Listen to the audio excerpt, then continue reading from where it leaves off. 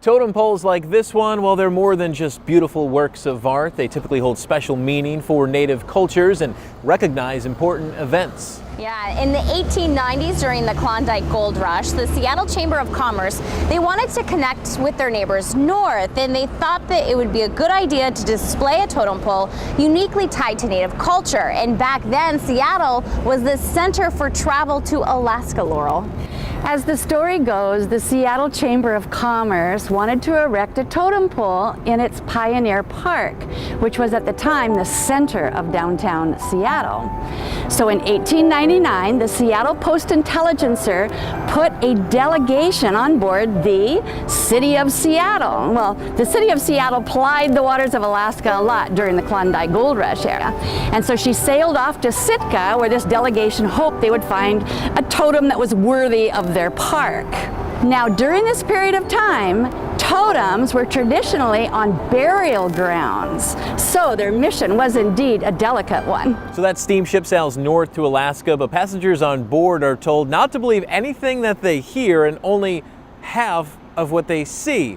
So what did they actually see? Well, when the City of Seattle concluded her business in Sitka, she pulled out of port and sailed a little ways and then anchored by a stream. And so the passengers saw a lifeboat going over the side into the water, some men climbing in and rowing to shore. So these men spent some time looking around, and then they found what they thought was the perfect totem pole. So they and some of the sailors helped them chop down this totem pole just like a tree, and then it was too big to get it off the beach by rolling, so then they had to cut the totem pole in half in order to get it to the ship. Well, this totem belonged to the Raven clan, and it had been carved in 1790 for the chief of all women who had died by drowning in the Nass River. So what happened to the totem pole after that?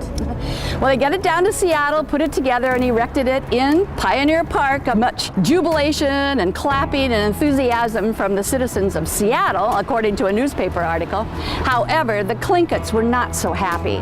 They demanded the return of that totem and a $20,000 restitution. However, they eventually settled for $500, which the Seattle Post-Intelligencer paid.